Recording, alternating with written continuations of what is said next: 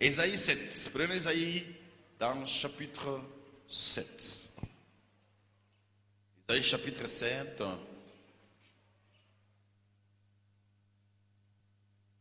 Gloire au Seigneur. C'est un long texte. Vous allez lire ça à la maison. Et je pouvais donner certaines choses ici. À partir du verset 1.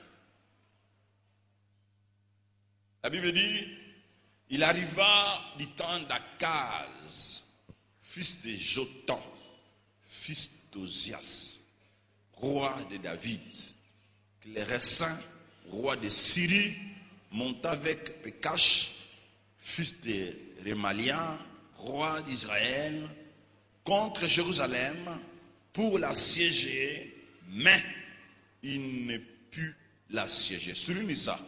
Souligne ce dernier paragraphe. Mais, cette dernière phrase. Mais il ne put l'assiéger. Parce que là où se trouve notre vérité.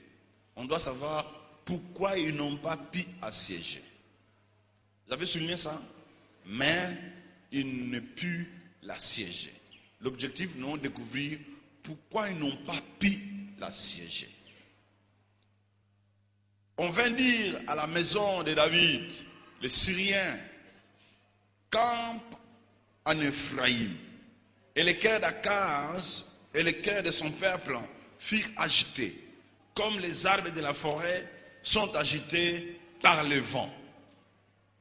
Alors l'Éternel dit à Ésaïe, va à la rencontre d'Akaz, toi et Shera-Jashub, ton fils, vers l'extrémité de l'aqueduc de l'étang supérieur, sur la route du champ du Flon. Et tu lui dis, sois tranquille, ne crains rien, que ton cœur ne s'alarme pas devant ces deux bouts de tisson fumant, devant la colère des Restins et de la Syrie et du fils de Remalia, de ce que la Syrie médite du mal contre toi, de ce que Ephraïm et les fils de Remalia disent, montons contre Juda, assiégeons la ville et battrons-les en brèche et proclamons ici pour un roi le fils de Tabel. Ainsi parle l'Éternel.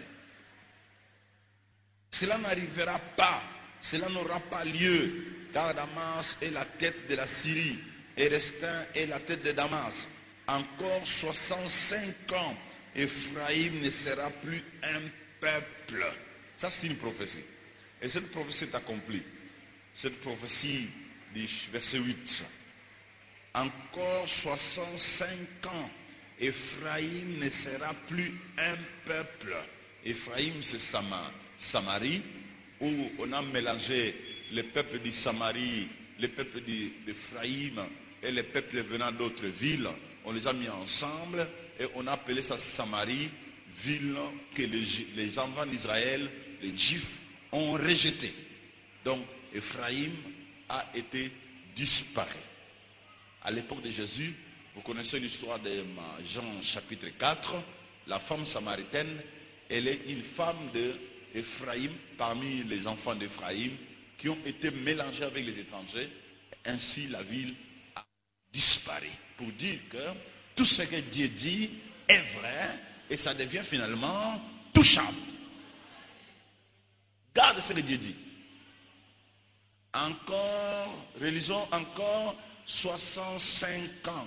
Ephraïm ne sera plus un peuple.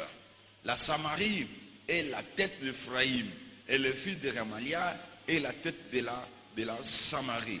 Si vous ne croyez pas, vous ne subsisterez pas. Dites Amen.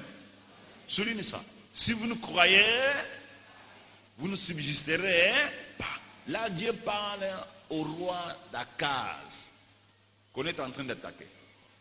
Il dit, si vous ne croyez pas, vous ne subsisterez pas. Dieu, par son amour, il continue. L'Éternel parle parce qu'il a vu l'incrédulité du roi d'Akaz.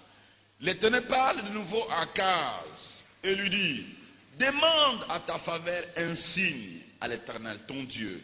Demande-les, soit dans le lieu bas, sois dans les lieux élevés.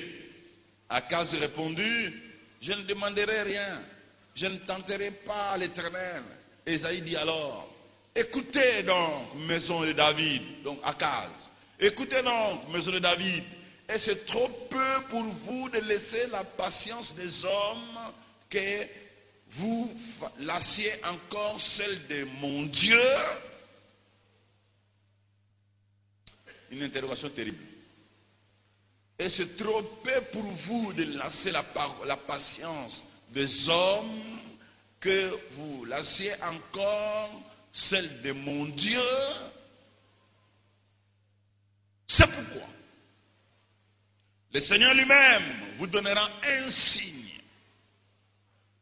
Et vous donnera un signe. Voici, la Vierge deviendra enceinte. Elle enfantera un fils. Et lui donnera le nom d'Emmanuel. Dites Amen. Prions. Notre Dieu, nous te rendons grâce. Te bénissons pour ce moment qu'il vient nous parler. Nous te prions que ta parole pénètre nos cœurs. Ta parole trouve des places en nos vies afin que nous soyons sauvés.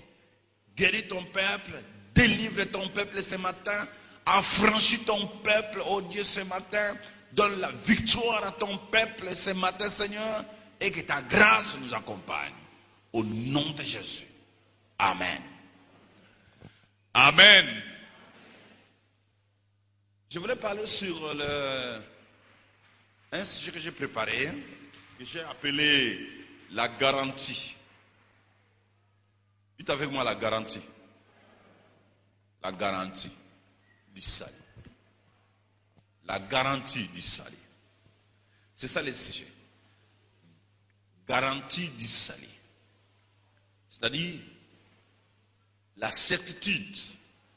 Comment tu peux être sûr que moi, je suis sauvé. Nous connaissons tous la garantie. Nous donnons des garanties dans les maisons à louer. Quand tu donnes ta garantie, tu es au moins sûr d'occuper la maison. Dieu aussi donne la garantie. Dieu aussi donne la garantie qui peut prouver à quelqu'un que toi, tu es sauvé.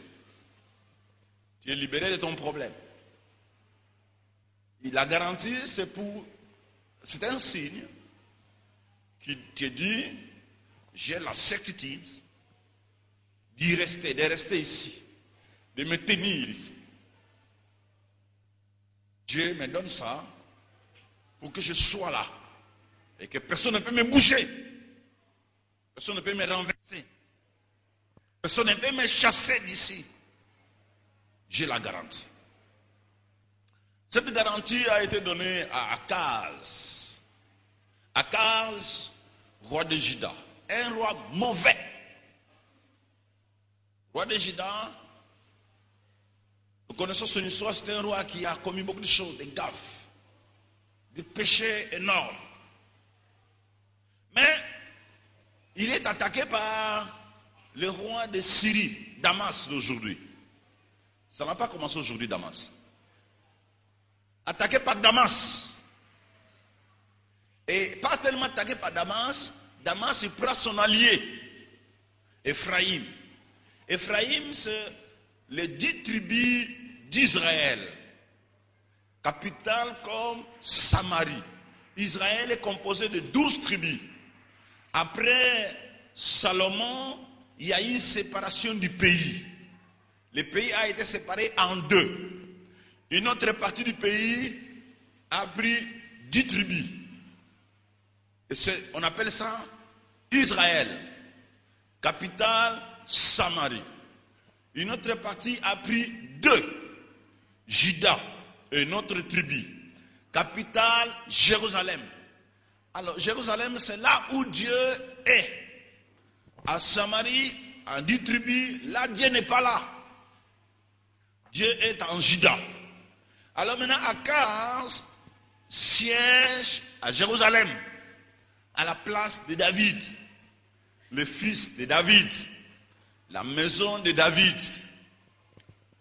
Syrie, les voisins, il prend allié Samarie, Ephraïm, 10 tribus. pour aller attaquer Juda.